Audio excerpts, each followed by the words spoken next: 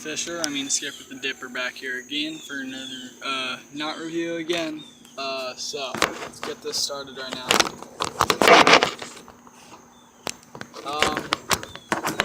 There we go. That's it. That's the stuff. Okay. Remove all my extra line. I have so much line that I just did. So it's the morning, right? Ooh, those veins are sexy, huh? Yeah, they're sexy. It's the morning now. It's like almost 7. I did not sleep.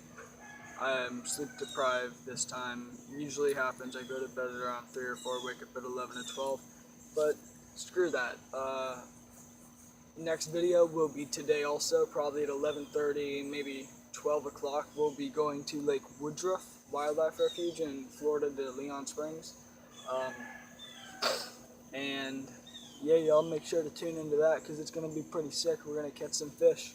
Alright, so this is going to be about my poles and my new bait that I got from Bass Pro. So, as you can see, this is a,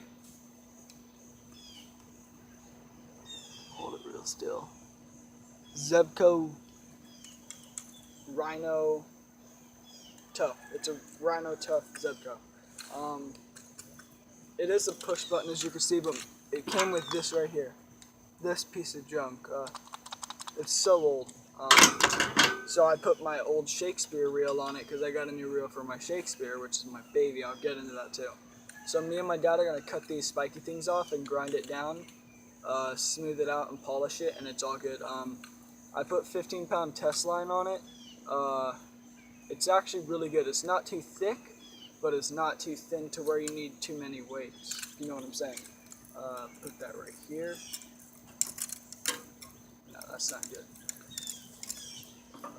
There we go, okay. Next pole. I did this one too. This is probably the oldest pole I have. It's so big. It's a salt and freshwater, and this is probably, it used to be my baby, but as you can see, this is braided line, and I can barely fit it, so I'm going to put it the other way. This is braided red, white, and blue line, if you can see the red, white, and blue, really. Yeah, you kind of can, but it's much brighter. I polished the reel too, actually, if you could see. The side's already, it's so old, it's from the 80s, man. What do you expect? It's an Abu Garcia Bruiser. Abu Garcia Bruiser. I think this pole is, actually, it's medium heavy spinning, and it says, oh, it's 8 feet. Sure about that? It looks like it, I guess, but I don't know. What do I know? Just some stupid person. Next up, I have another old classic reel, or rod and reel, actually.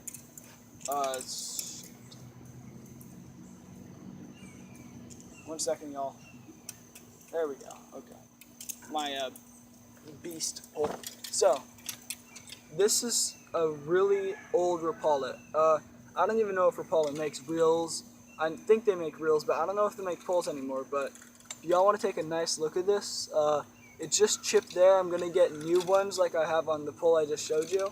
The pole I showed before, the first one. I'm gonna get those like rubbery foam things for it. Again, 15-pound test line. The reel itself is real smooth, and I mean, it's a Rapala. It's always going to be a good pole. I've never even heard, I've heard of Rapala, but I never have seen a Rapala in real life, which is weird considering that I love fishing. Now, here comes my baby, okay? This is my favorite pole I've ever owned, ever. That's something big. Actually, let me show you the pole first. So, it's a little wet right now. It's pretty humid and moist outside, so I feel like it's gonna break right here. It's getting foamy and stuff. It's the Shakespeare Catch More Fish. It's a cheap pole. The reel actually was not bad for a Walmart reel. This is a Walmart pole, but overall, I mean, it bends when you get to the 4th eyelet. See? It doesn't bend here really unless you're freaking He-Man. But let's take a look at this reel. This is the Bass Pro Crappie Max Tightline Special Reel. You don't put your thumb here actually. It's like a push button. You push this button, you hold it for like a second or two, and then you just go back and you side cast. You don't want to forward cast like that, or else it will get tangled, most likely. So let me get all my bait out and I'll start the bait. Alright y'all, I'm back. Still doing the video. It is a vlog, I guess, kind of. It's about my fishing life right now. Now, these actually are called Humpin' Toad Kits. 16 piece, yeah. The ones that you should use down here in Florida is this one because it's bright, so it's good for like clear water. This is good for murky water. They're all lubed up and ready. They do have a spinnerbait, 2 spinnerbait tails. I think I'll get a hit off of it. The worst one in here, I think, is probably this one, because you don't really use, well actually it's this one, because this is so bright, if you could see. It's got like insanely bright colors, so you don't usually use bright colors. You use dark, shiny, and that's pretty much it. Usually it's green, brown, or it has to be shiny. So that's my Humpin' Toad kit. Now, let's get into these. Nope, not these yet. Those are the best ones I have. These. I have 2 already on my poles. I got one on my Zebco. See, it's a pink one. They are kind of see-through too, so I enjoy that. So I could just, I don't know. But yeah, that is like it has gills and everything. In the mouth, it has an indent to where the water can flow through it, so it dives a little. It's like a crankbait, which it is, obviously. These work really well for bass, obviously. This works well for bass too, but these probably would work better. Not these specific colors, but this kind. Not the brand, this kind. These are hand-picked by Bass Pro. I don't think they're made by Bass Pro. I just wish it showed who they were made by. That would be the best thing ever. But here we go. Here's the square bill crankbaits. So I have one on because if I lose one because I tied a new knot, it's the best knot ever, I guess, is what it's called. But yeah, let me find it. Here it is. It's on my Rapala, so you want to take a look at it. I use this because it said that white crankbaits would be the best to use to catch some largemouth bass, so I'll probably catch a largemouth bass. Not saying it will be the biggest largemouth bass in the lake or the little river things. It won't, but it will be pretty good. At least it's a fish. You know, a fish is a fish. What you fishing for? A fish. So that's the Rapala. That's what I have on that. On my Abu, I got the Humpin' Toad that's white, and I actually rigged it pretty perfect too. I got no bad signs on it, so can't wait to use this baby, especially the one on my Shakespeare, which I'll show you right now. So this actually has braided line too, so that's good. This isn't all my tackle, by the way. The rest of my tackle is at my friend's house because I accidentally left it with him.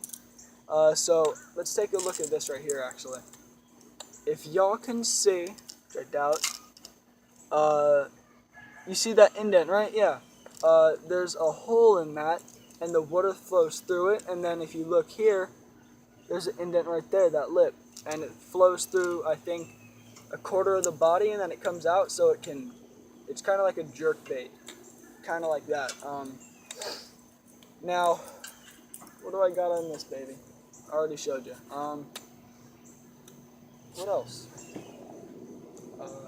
This is the backpack I'm using for now. I ordered a Bass Pro XPS backpack, the red one. Y'all should go check that thing out. It's like, what, $93 for 3-day shipping and everything.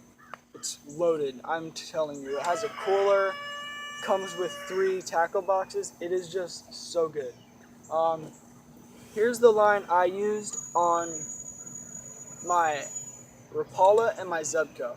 It's Berkeley line. I had an $80 limit to buy a pole and some new stuff. That's not what I bought with my new bait and all that.